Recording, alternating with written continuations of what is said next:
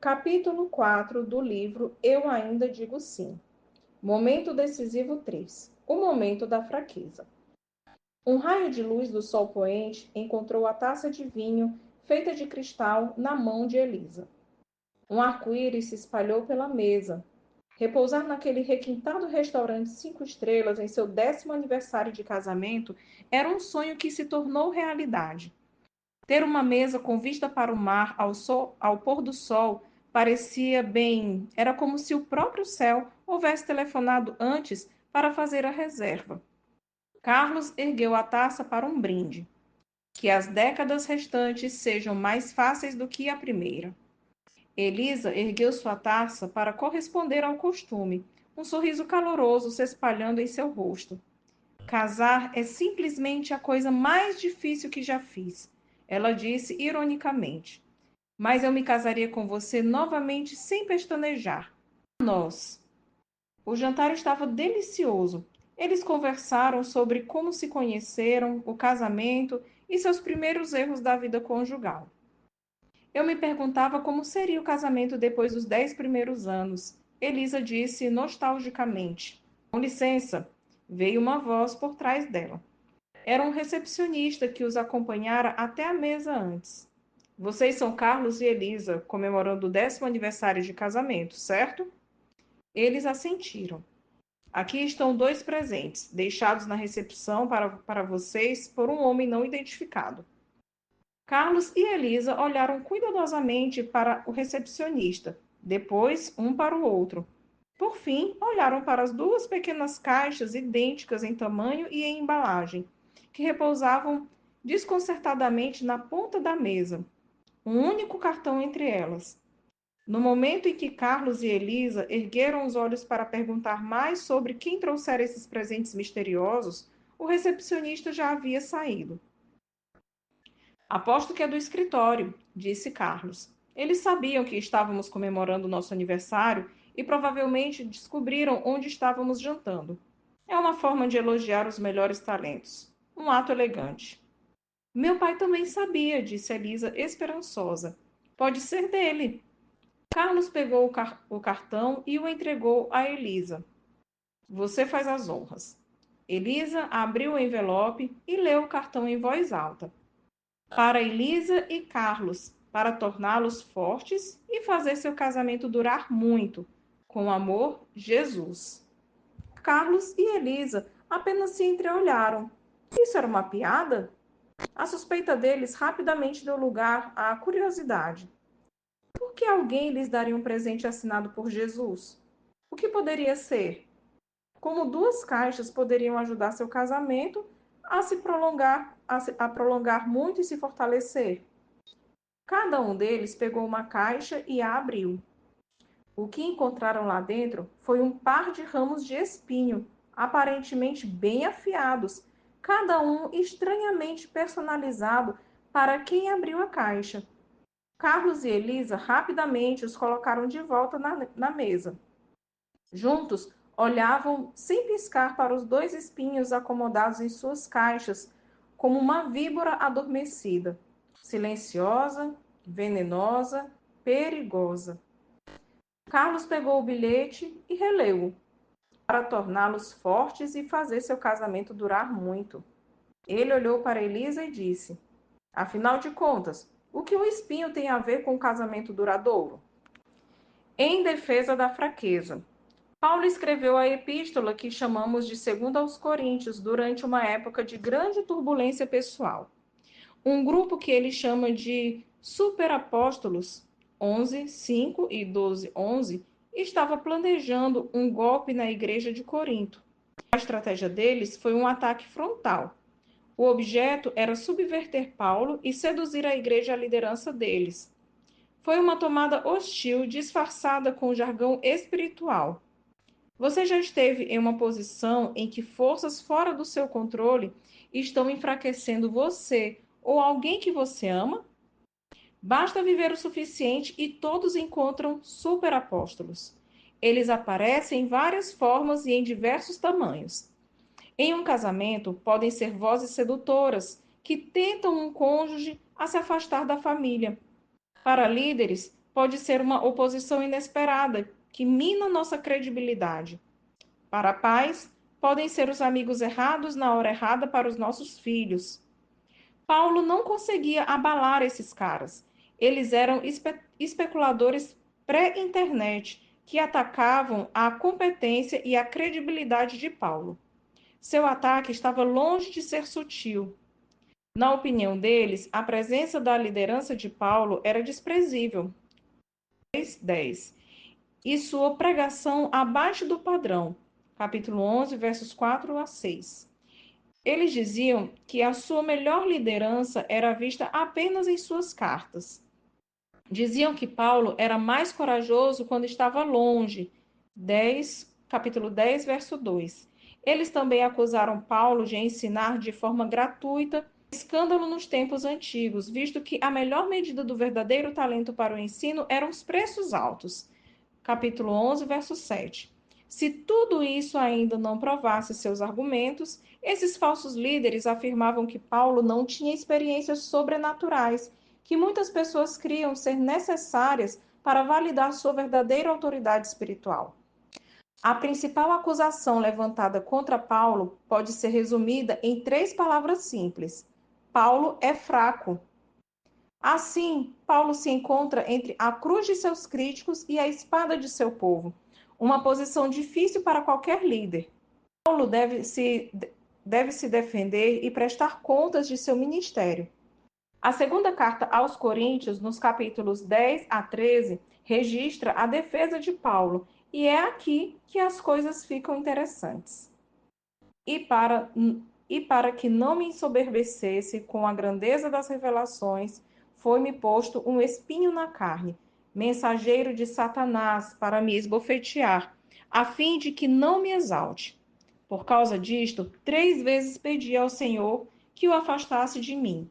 Então ele me disse: a minha graça te basta, porque o poder se aperfeiçoa na fraqueza.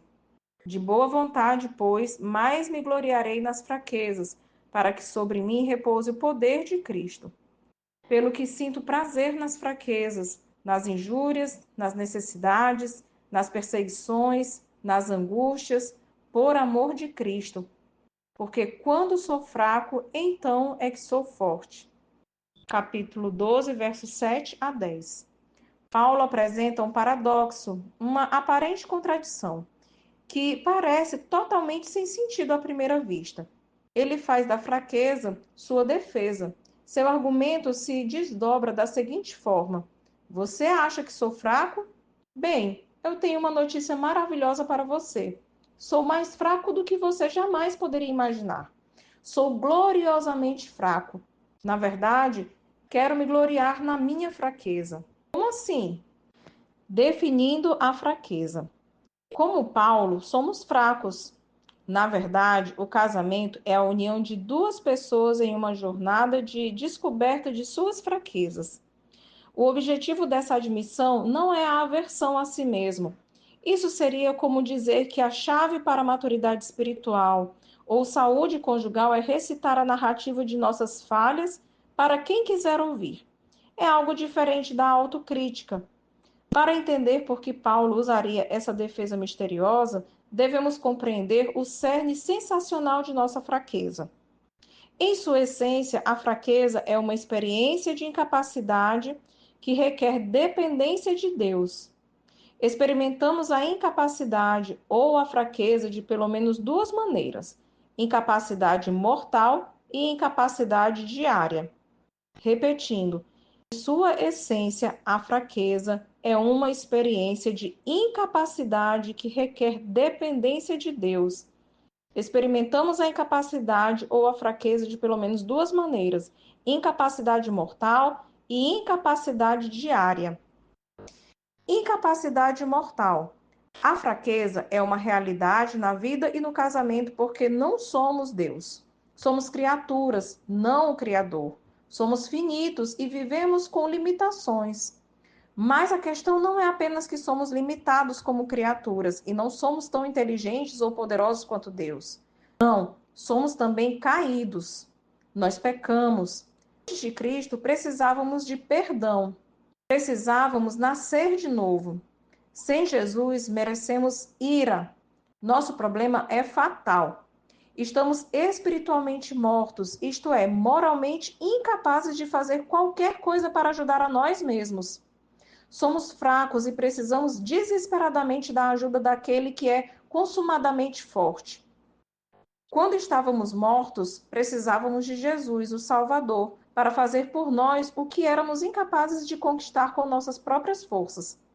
A Escritura confirma isso quando Paulo escreve: estando nós mortos em nossos delitos, Deus nos deu vida juntamente com Cristo. Efésios capítulo 2, verso 5. Quando Paulo diz: mas nós pregamos a Cristo crucificado, escândalo para os judeus, loucura para os gentios. 1 Coríntios 1, 23. Ele está nos lembrando de que a cruz é escândalo e loucura precisamente porque tornou a habilidade humana totalmente irrelevante na obra da salvação. Ela fez da incapacidade mortal o ponto de conexão para a graça. Você se lembra de quando veio para Cristo? Não éramos troféus da criação apresentados a Deus porque tínhamos uma vida lustrosa e merecíamos sua aprovação. Não, éramos antiguidades amassadas, deformadas e sem polimento, marcadas por uma vida de pecado e jogadas no porão. Quando se trata de bondade interior ou boas ações exteriores, éramos desesperadamente desqualificados para a autossalvação. Troféus não precisam de um salvador. Pecadores fracos precisam de um salvador. É por isso que as pessoas mais ricas e celebradas do mundo raramente encontram caminho até Jesus. É difícil para as pessoas abastadas e influentes aceitarem sua incapacidade mortal. O comentarista David Garland escreve desta forma: Deus escolheu os tolos porque os sábios pensaram que a cruz era pura tolice como um meio de salvar o mundo. Os fracos porque os fortes pensaram que eram poderosos o suficiente sem Deus. E os pequenos e desprezados porque os grandes e poderosos não se interessaram em se rebaixar, unindo-se a um Deus crucificado. Os tolos, fracos e desprezados, entretanto, respondem mais prontamente à vergonha da cruz, porque eles próprios já estão envergonhados. Ao contrário dos poderosos, aqueles que são considerados tolos e fracos são suscetíveis de acolher o paradoxo da fraqueza divina que transmite força. Eles respondem mais prontamente à vergonha da cruz, porque eles mesmos estão entre os envergonhados. Incapacidade diária. No entanto, a fraqueza não se limita apenas à salvação, como se antes de Jesus estivéssemos desesperados por Deus, mas ao recebê-lo nos convertêssemos em figuras com a força de super-heróis. Fraqueza também é incapacidade diária. As áreas de limitação, vulnerabilidade ou suscetibilidade que requerem confiança em Deus.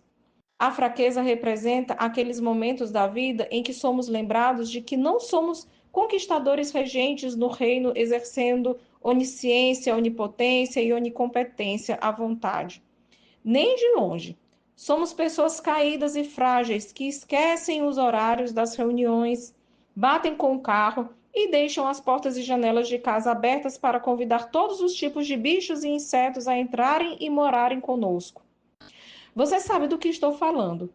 Gente que dorme demais, que come demais, que esquece de pagar as contas e que diz: que cheiro de estragado é esse? Somos fracos. Nossa fragilidade também é bastante personalizada. Pense em seu casamento. No nosso caso, Kim tem um problema no joelho e eu viajo com um travesseiro para as costas, cortesia da artrite lombar. Pense além de sua família, pense no mundo. As pessoas têm aflições físicas, emocionais ou mentais, estampadas em si de forma particular. O primeiro presidente dos Estados Unidos, George Washington, teve alguns problemas dentários graves e perdeu todos os dentes. Winston Churchill tinha um problema cardíaco que rompeu uma coronária durante uma visita à Casa Branca. Madre Teresa tinha problemas pulmonares e renais. Abraham Lincoln lutou contra a depressão. Cada um de nós tem capacidades e problemas de saúde distintos que parecem vir de fábrica em nossa estrutura. Ainda assim, de maneira misteriosa e notável, nossa fraqueza, nossa incapacidade diária, torna-se um canal para o movimento de Deus. Em vez de nos condenar por nossa incapacidade, Deus escolheu fazer de nossa fraqueza o lugar onde sua força prevaleceria. Como John Stott observou certa vez, o poder de Deus opera melhor na fraqueza humana. O poder de Deus opera melhor na fraqueza humana. O propósito de Deus nos espinhos. Lembra dos estranhos presentes de bodas de Carlos e Elisa? O apóstolo Paulo recebeu um presente semelhante. Foi assim que ele aprendeu a lição paradoxal de que Deus canaliza seu poder por meio de nossa fraqueza. A defesa de Paulo dá uma guinada extraordinária em 2 Coríntios 12.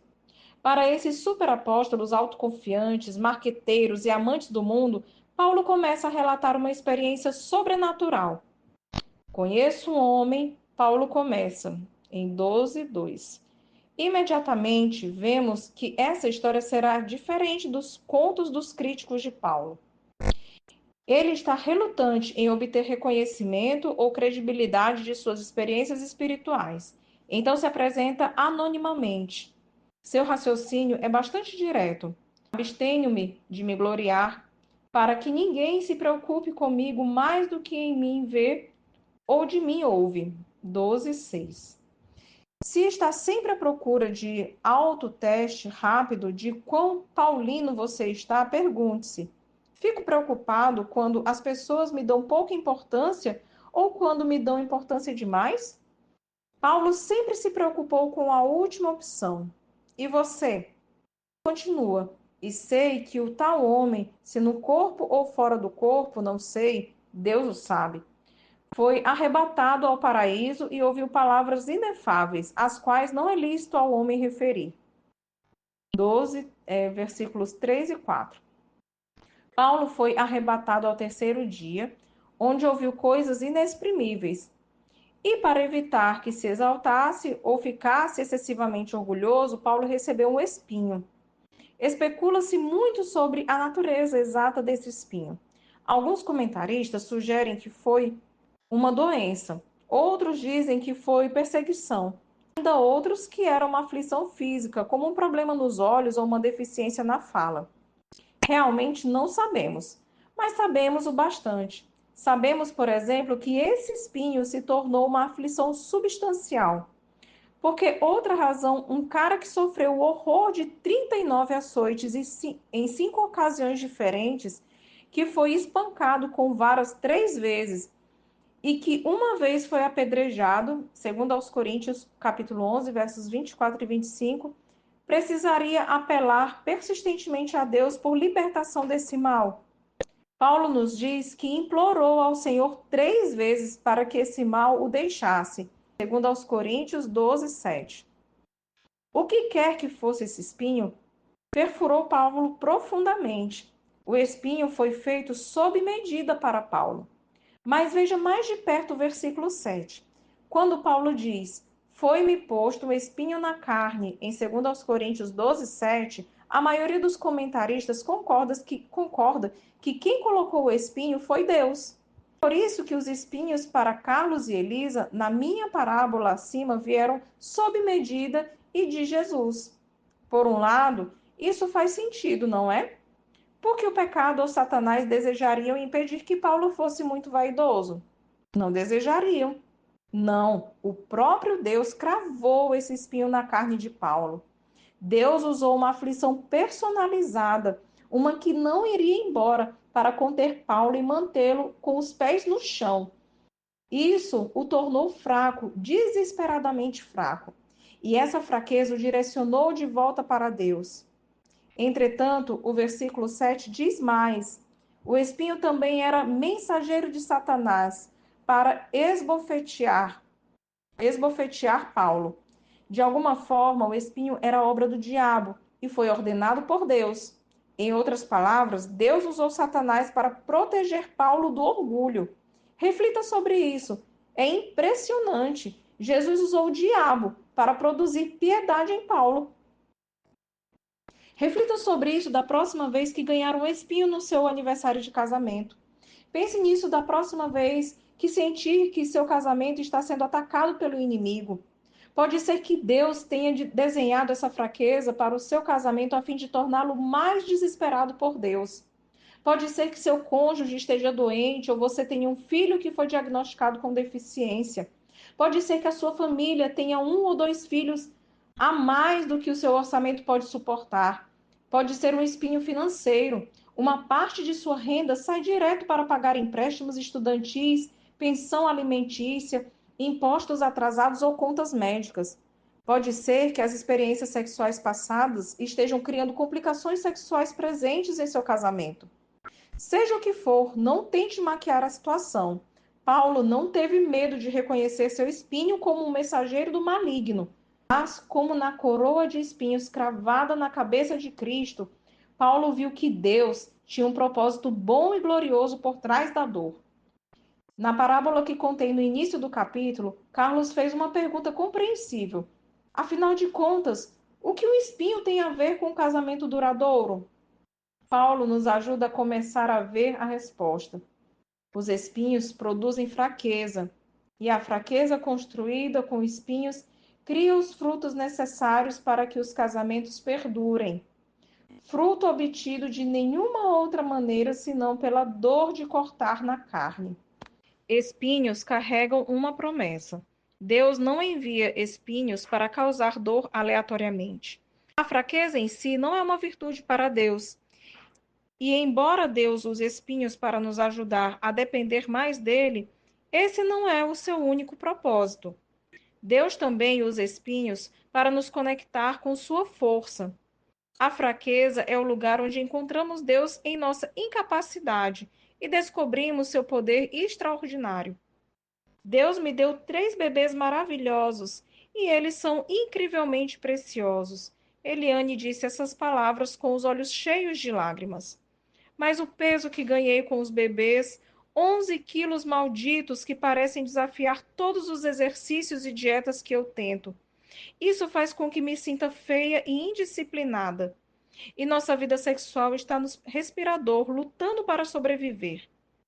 Eliane nunca imaginou os danos colaterais envolvidos em engravidar 3 vezes. Tudo esticou, mas a elasticidade se foi. Ela odiava cada grama de seu peso que ganhou. Ficar nua e esquecer seu sobrepeso o suficiente para desfrutar do sexo parecia outra vida. Seu corpo parecia um carro velho, alta quilometragem, muitos reparos e substancialmente maior do que os modelos mais novos. No casamento, os espinhos não ferem apenas um lado. Nosso cônjuge pode ser perfurado, mas nós dois sangramos. O marido de Eliane tentou dizer que o peso não importava. Ele insistiu que ela ainda era bonita, sexy e desejável. Mas isso apenas a deixava mais frustrada. Eliane orou muitas vezes, mas nada mudou. Deus parecia estar dizendo não. O espinho de seu peso pressionava profundamente. Lembre-se de que nossos espinhos não são produzidos em massa para venda no mercado. Eles são altamente personalizados, codificados com um propósito customizado para cada um de nós. E muitas vezes sentimos a presença do espinho, mas não sabemos o seu propósito. Deus pode ter permitido o aumento de peso para reprimir a vaidade ou a idolatria de Eliane com sua aparência. Talvez Deus estivesse trabalhando para cultivar uma beleza interior enquanto o espinho a fazia sangrar. Talvez fosse sobre o casamento dela.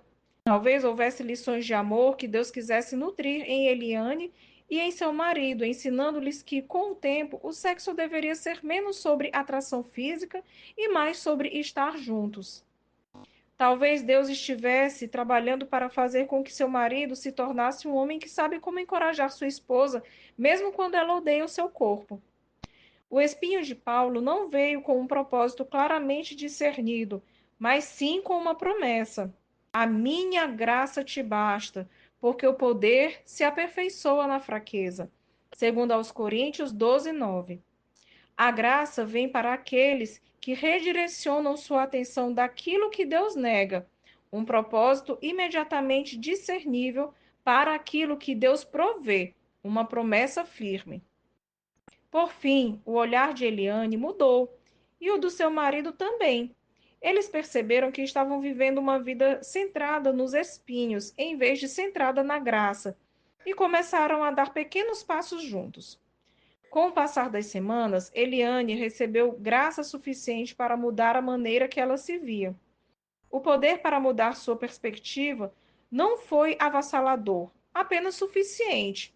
Com o tempo, sua preocupação com o corpo deu lugar a uma percepção crescente de onde Deus parecia estar trabalhando.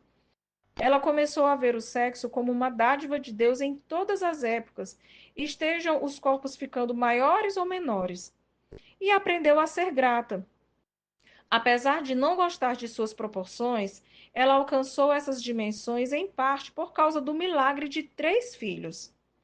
Nessas manhãs sombrias, depois de descer da balança, Eliane não conseguia ver que seu espinho carregava uma promessa transformadora. Ela agora vive mais confiante e esperançosa em uma mudança em seu casamento, porque o poder de Deus está trabalhando em sua fraqueza. Na verdade, o espinho do peso de Eliane está ajudando a ver o mundo de maneira diferente. Espinhos mudam nosso orgulho. Eu tenho uma confissão. Em nossos primeiros anos de casamento, eu me via como um presente de Deus para a instituição. Olhava ao redor e pensava, sabe, como uma marca, o casamento está sofrendo um sério golpe. É preciso um pouco de sangue novo, algum zelo inovador de uma nova geração de cristãos. Caras exatamente como eu. Imaginava as maneiras pelas quais Deus poderia usar nosso casamento, exaltando a sabedoria dos papéis bíblicos de gênero, estabelecendo um exemplo poderoso de piedade conjugal ou destacando minha esperteza na liderança. Iria brilhar nesse papel. Mas o casamento não me fez brilhar.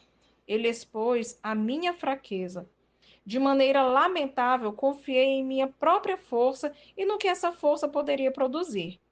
Para evitar que eu me exaltasse com as minhas qualidades, Deus me deu um espinho que frustrou minha liderança e trouxe minha autoavaliação de volta à realidade.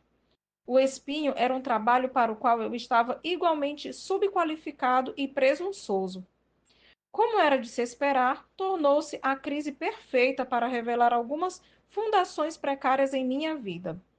Objetivos incluíam conseguir uma promoção rápida, o elogio dos colegas, avanços inovadores, aumentos salariais impressionantes e status de executivo sênior. E isso seria apenas o meu primeiro ano. Olhando para trás, percebo que meu nível de impacto na organização foi bastante ordinário. Minha promoção rápida? Uma dúzia de chefes acima de mim poderia ter sido atropelada por um ônibus e mesmo assim eu não estaria na lista. Ademais, minha ignorância era épica. A curva de aprendizado em direção ao progresso real era do tamanho do Everest. Mas isso não me impediu de sonhar. O que me faltava em experiência e autoconsciência, eu compensava com trabalho árduo e por longas horas. E então aconteceu. Você esqueceu nosso aniversário de casamento. Fiquei sentado olhando para Kim, tentando entender o que ela acabara de dizer. Lembra? Nosso terceiro aniversário. Foi ontem, ela disse diretamente. Diretamente. Você esqueceu, mas não se preocupe. Foi bem sem graça para mim também. Meus olhos estavam cheios de lágrimas. Eu estava trabalhando tanto que perdi completamente a chegada e a partida daquele dia importante. Nunca, nem em 1 milhão de anos, eu me vi como o tipo de marido que esquece o aniversário. Não quando eu tentava dar conta de todas as frentes. Não quando eu estava produzindo minha melhor liderança na vida. Mas aconteceu. Em minha ambição por excelência, deixei de priorizar nosso casamento. Fracassei em honrar minha esposa. Estou com tanta vergonha, sussurrei em meio às lágrimas. Por favor, me perdoe. É claro que eu te perdoo, respondeu Kim. Você tem trabalhado como um louco. Vamos comemorar esta noite. Meu espinho foi uma oportunidade que excedeu em muito minha capacidade.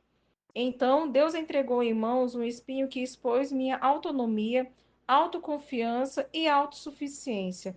Sob o brilho ofuscante dessa trindade corrompida, perdi de vista uma prioridade muito maior do que meu trabalho. Olhar para um aniversário de casamento esquecido pelas lentes do perdão gracioso de minha esposa virou uma chave em minha mente. Não posso fazer tudo, dar conta de tudo ou lembrar de tudo. Eu não sou Deus. Sou um vaso quebrado que precisa de toque do oleiro todos os dias. A ilusão de Dave como um marido consistentemente forte e atencioso teve que diminuir. Não sou onicompetente. Realmente sou um homem fraco que precisa de um Salvador forte. Por isso, de boa vontade, mais me gloriarei nas fraquezas, para que sobre mim repouse o poder de Cristo. Segundo aos Coríntios 12, 9. A graça improvável do poder inesperado. Os espinhos personalizados de Carlos e Elisa surgiram por meio de uma mudança inesperada de emprego e do impacto que isso teve em suas finanças. Carlos cresceu em uma família com uma mãe solteira que trabalhava em dois empregos para garantir que seus filhos tivessem comida e roupas. Quando Carlos pediu Elisa em casamento, ele lhe disse que empenharia sua vida em garantir que sua família nunca passasse necessidade. Seus primeiros 10 anos pareceram muito fáceis. O negócio de Carlos cresceu e Elisa trabalhava meio período quando desejava. Deus foi fiel e a carência que Carlos temia nunca chegou. Ninguém viu a pancada chegando. Uma tecnologia emergente começou a tomar a parcela de mercado de Carlos. Em 4 meses, a receita caiu 33% e ameaçou a própria existência de sua empresa. Em um contra-ataque audacioso, Carlos pediu empréstimo usando sua casa como garantia e atualizou sua tecnologia para ficar à frente da curva. Mas já era tarde demais. Ele não conseguia acompanhar. A falência era a única opção. Carlos nunca sonhou que a vida pudesse trazer esse tipo de pesadelo. Foi como se alguém acendesse uma dinamite e a jogasse no meio do mundo de Carlos e Elisa. Tudo em seu universo era forte. Sua condição financeira, sua posição na comunidade, sua pontuação de crédito, suas conexões comerciais. Agora tudo estava arruinado. Carlos e Elisa, de repente, estavam cancelando cartões de crédito, suspendendo férias e tirando seus filhos da escola particular. Mesmo depois de medidas desesperadas, Carlos ainda não tinha certeza se conseguiria manter a casa. Se Carlos e Elisa abrissem agora as caixas de seu 10º aniversário de casamento, teriam visto que os espinhos sumiram. Aquele que deu os presentes tirou-os das caixas e os cravou profundamente na carne deles. Eles ainda não perceberam, mas sua fraqueza recém-descoberta foi realmente um presente de Jesus. As pontas afiadas carregam um propósito divino, trabalhando misteriosamente para torná-los humildes, voltados para Deus e desesperados por Jesus. Carlos e Elisa dificilmente seriam garotos propaganda de uma fé inabalável. Havia mágoa, irritação, uma sutil transferência de culpa e mais do que alguns pedidos de ajuda em conflitos e impasses aos amigos da igreja. Às vezes, eles apenas se sentiam emocionalmente paralisados. Os sonhos pelos quais eles se sacrificaram agora desabaram, deixando destroços ao redor e por dentro. Às vezes, o fardo parecia quase insuportável. Eles nunca conheceram esse tipo de fraqueza. No obstante, quando Carlos e Elisa recorreram a Deus e a outras pessoas em busca de ajuda, eles também experimentaram a graça improvável de um poder inesperado. E experimentaram isso de duas maneiras: através do poder de se curvar e do poder da satisfação. O poder de se curvar. Onde está Deus quando seus maiores ativos se tornam seus maiores passivos? Para onde você corre quando algo que lhe trouxe entusiasmo e euforia se torna uma fonte de dor profunda, aguda e até insuportável? Grandes fardos aumentam nossa experiência da gravidade. Pelo menos essa é a sensação. Curvamo-nos em direção ao chão. Uma cabeça antes inchada de realizações e exaltada pelo sucesso desmorona sob o peso de sua própria insignificância. Somos humilhados e nos curvamos. Carlos sentiu isso. Ele desceu por esse caminho involuntariamente e com ondas repentinas de ansiedade. No entanto, ele não podia negar o paradoxo que estava acontecendo. Quanto mais Carlos se curvava, mais perto ele se sentia de Cristo. E ele começou a enxergar as coisas de uma forma um pouco diferente. Carlos começou a ver que sua confiança arrogante em suas próprias habilidades não era a solução, mas o problema. Ele começou a se perguntar: por que preciso que todos me vejam como alguém muito bem-sucedido? Elisa também sabia que algo estava acontecendo. Carlos falava menos nos pequenos grupos e seus comentários não continham a mesma bravata. Ele não estava mais se gabando de uma vida vitoriosa. Então, certo domingo, o pastor ensinou a partir de 1 Coríntios sobre o tipo de pessoa que Deus realmente usa. Deus escolheu as coisas loucas do mundo para envergonhar os sábios e escolheu as coisas fracas do mundo para envergonhar as fortes. 1 Coríntios 1:27. Carlos ficou mais quieto do que o normal depois da igreja. Elisa suspeitou que o sermão atingira o alvo. No caminho para casa, Carlos disse: Sabe, isso pode parecer loucura, mas acho que nos humilhar era parte do plano de Deus. Talvez Deus tenha me salvado de depender apenas de mim mesmo. Elisa sorriu, repousando a cabeça no recosto. Quem poderia imaginar que tivemos que cair até esse momento para aprender tanto? O poder da satisfação. Como bisturis, os espinhos cortam profundamente. Há a incisão, o sangue e a dor latejante. As tentativas de extração causam feridas sensíveis, tudo graças à ponta afiada de um espinho. Depois vem a cura, e isso leva tempo.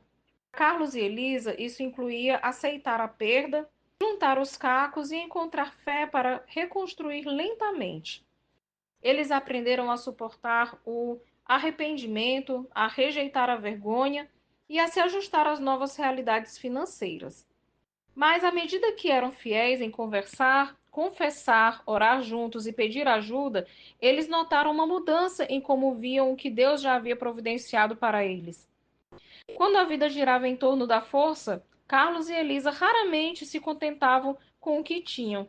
Se fossem honestos, diriam que, na verdade, era muito pior do que o que falta de contentamento.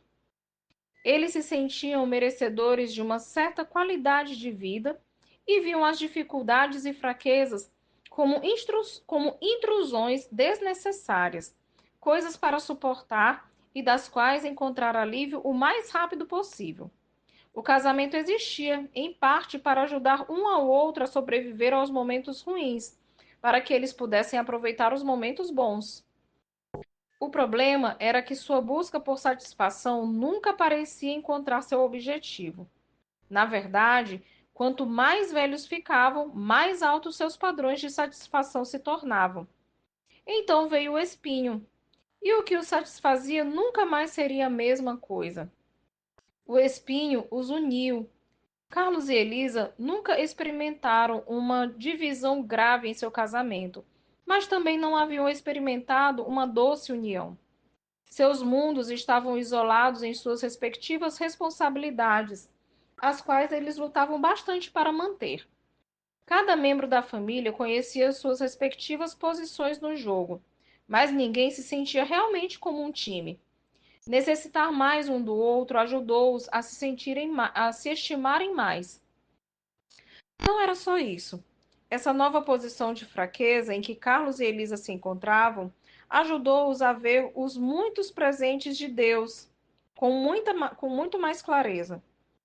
E à medida que aprendiam a confiar mais em seu Salvador do que em suas circunstâncias, passaram a temer menos as calamidades futuras. Uma fé mais profunda acendeu neles uma apreciação mais completa de sua experiência de salvação. Eles aprenderam a viver satisfeitos hoje, não por terem tudo o que desejam, mas porque em Cristo receberam mais do que merecem. Carlos e Elisa começaram a ver que suas circunstâncias não precisam mudar para terem satisfação na vida. Por causa das incríveis riquezas de Cristo, eles podem sentir prazer nas fraquezas, nas injúrias, nas necessidades, nas perseguições, nas angústias, pois quando são fracos, então é que são fortes. Segundo aos Coríntios, capítulo 12, versículo 10. Fraqueza significa empatia. Jesus nos entende. Você está experimentando o poder de Deus em meio aos seus espinhos? Ou está sendo vencido por provações e tentações? Talvez a história de Carlos e Elisa soe familiar. Talvez você já tenha até feito os convites para sua própria festa de autocomiseração. Uma coisa é falar sobre o poder que Deus oferece quando somos fracos. Outra coisa é experimentar esse poder. Como acessamos a força de Deus quando somos fracos? Aqui estão as boas notícias. Em Hebreus 4,15, o autor escreve: porque não temos sumo sacerdote que não possa compadecer-se das nossas fraquezas. Antes foi ele tentado em todas as coisas, à nossa semelhança, mas sem pecado. Temos acesso ao poder de Deus por meio daquele que entende os nossos espinhos. O sumo sacerdote que temos é Jesus Cristo, vindo do céu para se tornar o sacrifício e o mediador em favor de seu povo. Não passe correndo por esse versículo. Faça uma pausa e medite nele. Como nosso sumo sacerdote, Jesus não é rigidamente religioso, gigantemente julgador ou perigosamente desconectado da vida real. Jesus não é nenhum fariseu, revirando os olhos quando falhamos, tolerando-nos exteriormente, mas interiormente insultando nossas fraquezas. Não, Jesus realmente se identifica conosco onde somos fracos. Jesus sabe que você é fraco e o compreende. Ele não apenas escuta bem, ele se identifica. Ele entende as verdadeiras frustrações que você encontra. Como um amoroso sumo sacerdote, ele sente empatia por você em relação às áreas em que sofre. E ele não se compadece como um estranho. Ele não é o cara que leu um livro sobre fraqueza ou rapidamente pesquisou no Google para poder conversar sobre o assunto. Não, o Salvador conhece você em um nível experimental. Como nosso sumo sacerdote perfeito, Jesus foi tentado em todas as coisas à nossa semelhança. Que momentos decisivos de fraqueza você está enfrentando agora? Uma semana difícil de luta contra a lascívia? Jesus entende. Ele conhece a tentação. Lutando com ressentimentos por ter sido maltratado de alguma maneira? Jesus também entende. Ele foi constantemente aviltado pelas pessoas e lutou contra a tentação do ressentimento. Preocupado com o trabalho, sofrendo com as finanças, sentindo-se esquecido, Jesus conhece tudo isso. Tentado a jogar a toalha, a desistir do seu papel de marido ou esposa, tentado a dizer que você não foi feito para isso, Jesus entende isso também. Sobre as tentações de Cristo, Raymond Brown escreve: ninguém na Terra, antes ou depois, passou por tamanha desolação espiritual e angústia humana. Por essa razão, ele pode nos ajudar em nossos momentos de tentação. Ele está ciente de nossas necessidades porque experimentou ao máximo as pressões e os testes da vida neste mundo sem Deus. Lembre-se sempre: Jesus sabe como um mundo caído afeta você, como as tentações competem pela supremacia em sua alma. Deus entende a vergonha, o sentimento desmoralizante que acompanha a batalha entre o que você sente e quem você foi chamado para ser. Jesus entende e se identifica conosco. Ele escreveu nossa história.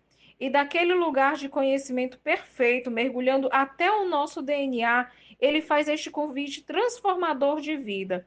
Acheguemo-nos, portanto, confiadamente, junto ao trono da graça, a fim de recebermos misericórdia e acharmos graça para socorro em ocasião oportuna. Hebreus 4,16. Você é fraco? Seu casamento está sofrendo gravemente? Você precisa de poder quando está enfrentando espinhos? Aproxime-se, diz Jesus, e na fenda da fraqueza você encontrará seu poder, para torná-los fortes e fazer seu casamento durar muito. Momento decisivo 3, o momento de fraqueza. Somos fracos. Na verdade, o casamento é a união de duas pessoas em uma jornada de descoberta de suas fraquezas. Mas Deus envia a fraqueza para o nosso bem. A fraqueza construída pelos espinhos cria os frutos necessários para que os casamentos durem. A decisão pela verdade. Quando encontrar minha fraqueza e incapacidade, persistirei na mágoa, irritação e transferência de culpa? Ou verei os espinhos da vida como presentes de Jesus? O custo exigido. Persistirei na autonomia, autoconfiança e autossuficiência, apesar da fraqueza que o casamento expõe? Ou crerei que Deus preparou sob medida uma fraqueza para nosso casamento, a fim de nos tornar mais dependentes dele? A oportunidade de exaltar a Deus. Estou preocupado porque as pessoas me dão pouca importância? Ou estou preocupado porque as pessoas dão importância demais para mim e muito pouca para Jesus? Como isso edifica a alma? Colocarei minha atenção e meus afetos naquilo que Deus negou, um propósito imediatamente perceptível nessa fraqueza? Ou vou mudar meu olhar para o que ele provê, uma promessa firme de que quando sou fraco, ele é forte? Como isso define nosso destino? Deixarei de ficar satisfeito com a vida, a menos que minhas circunstâncias mudem? Ou crerei que em Cristo já recebi mais do que mereço? Encontrarei nele e na força que ele dá o segredo para estar contente. Filipenses 4, versículos 12 e 13. Se você gostou deste conteúdo, se inscreva no canal, ative o sino de notificações, deixe o seu gostei, o seu comentário e compartilhe com mais pessoas.